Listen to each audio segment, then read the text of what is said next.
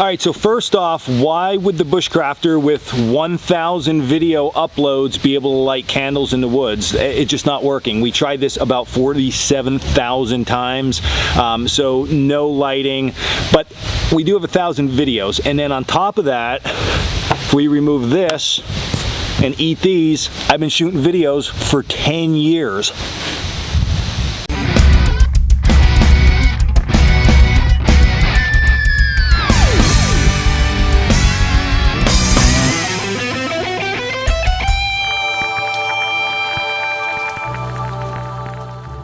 What's up guys, Dan here, Coalcracker Bushcraft. First off, big thank you to everybody who watches this, subscribes to this channel, enjoys this channel, leaves comments on this channel, has purchased stuff over the years.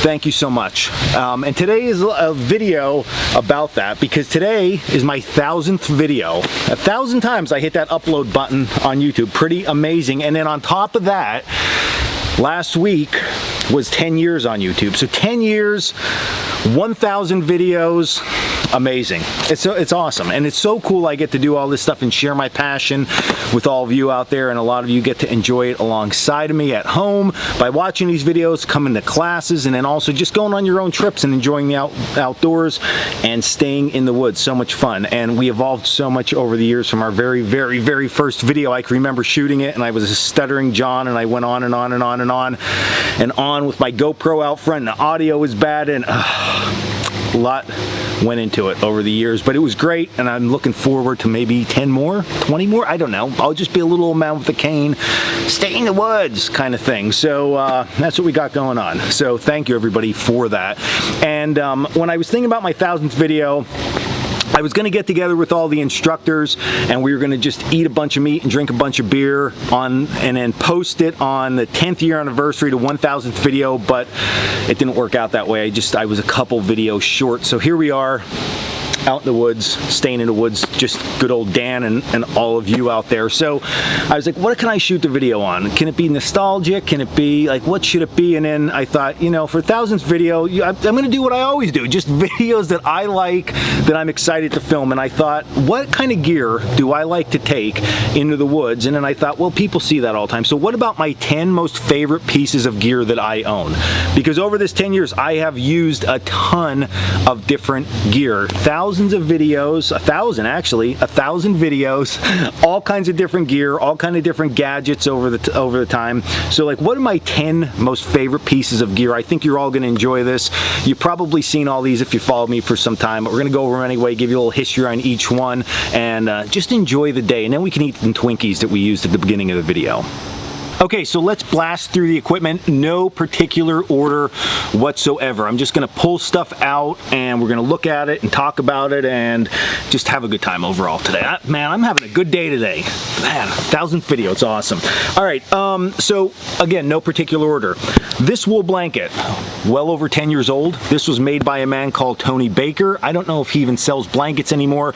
He would hand loom these things. This comes in, I think it was a whopping like 14 pounds, king sized, absolutely awesome. He generally would make a lot of pinkish reddish color blankets, white blankets, that style. And when I first messaged him years ago about the blanket, I got no response again. I stayed consistent, and then finally his daughter reached out and said, oh yeah, the shop was flooded. I believe that's how it went. The shop was flooded. They had to stop making blankets for a while.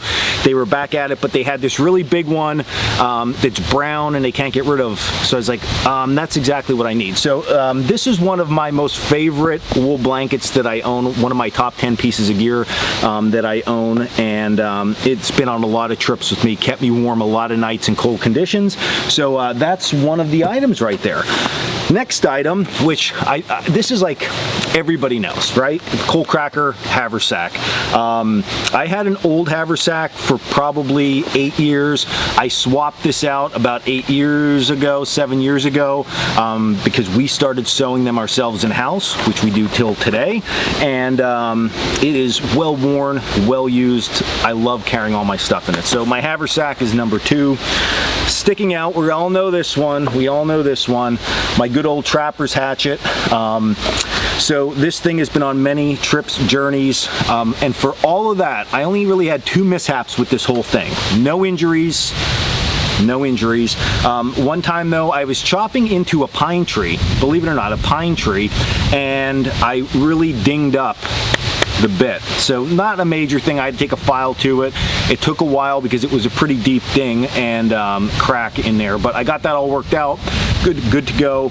And then another time I was splitting wood. It was real dark out and messed up the handle in here a little bit. So I had to put it on the grinder and sand that out a little bit, and that's it. So my Russian trapper's hatchet, we are going to be manufacturing these things again. We had a short run of them in the past and they will be back out, but yeah, this thing holds a special place in my heart. It's in such good condition, and it's marked on it 1951. So this thing is, what's that, 70 some years old. So, and it's still going nice and strong. All right, next one. The most un-bushcrafty type item I have, but I'm super proud of this thing. It's our T60 shelter system.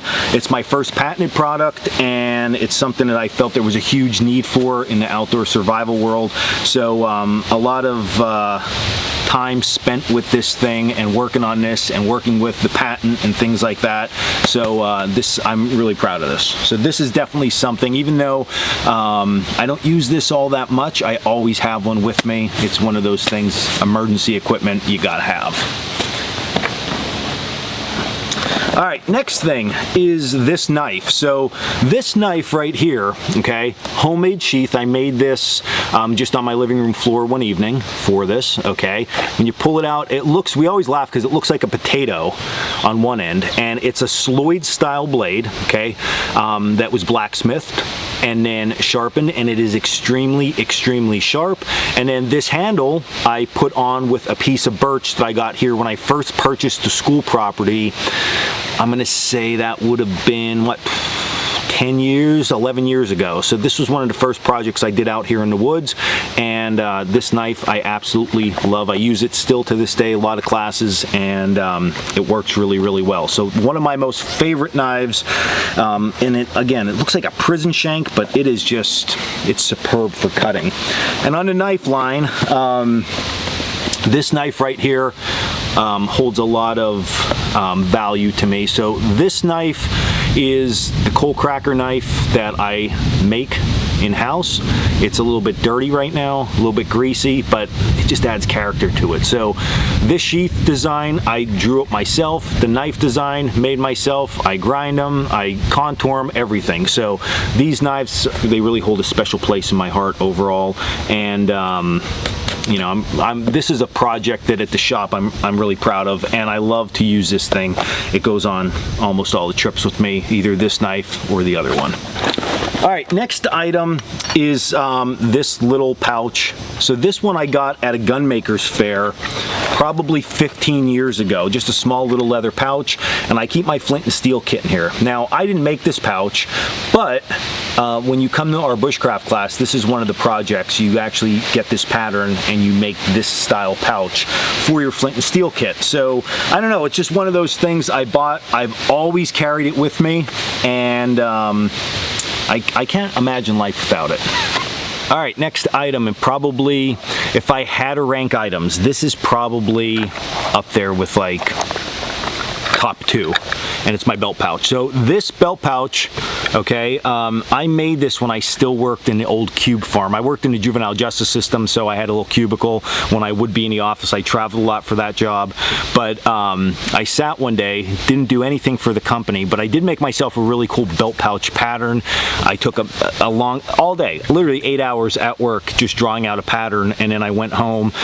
Took me like a day and a half to sew this all by hand and find the perfect piece of antler off one of the deer that I harvested years ago, and the thing has been just rock solid over the years. So yeah, a lot of value to me in this, and you can see how well worn that is. I mean, it is just, I love it. This, I team up like this and this, and I'm just rocking it in the woods with this inside and the axe in my hand.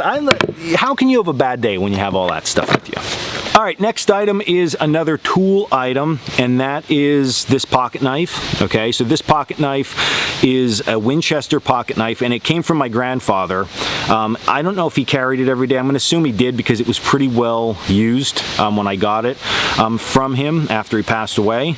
And it just sat around for years and years and years. And when I really got heavy into the bushcraft stuff and I was going through some old stuff, I found this and I was like, this knife is ideal, because what we have here is we have a larger utility style blade, a very little blade here for really nice fine carving stuff, and then this was, I believe, if I had to take a wild guess, was like a drill point, but I actually sharpened this up a little bit. I can use it as an awl now, so it works really well. A lot of nostalgia to this thing too, and my grandfather was like the first person who really took me out in the woods all the time, so it's cool to have something of his with me all the time. And this generally stays in my belt pouch, not my pocket too much. It's like my belt pouch knife, so that's one of my items also.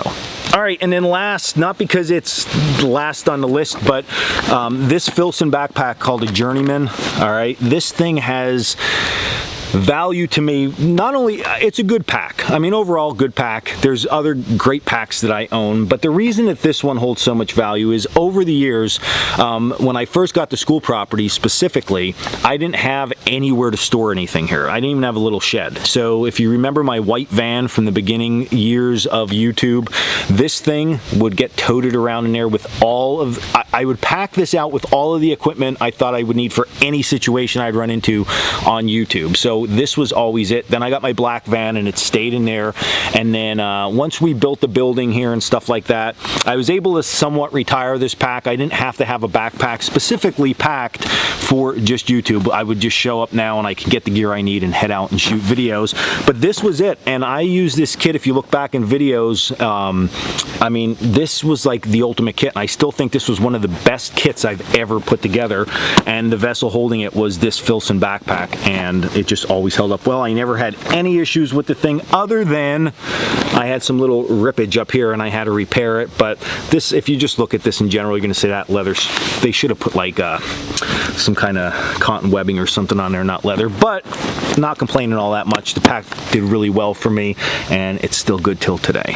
All right, and just like that, my 10 most valued bushcraft items that over the years I have used heavily. You've probably seen them in a lot of my videos, and items that when I take out, they're just enjoyable to have along with me.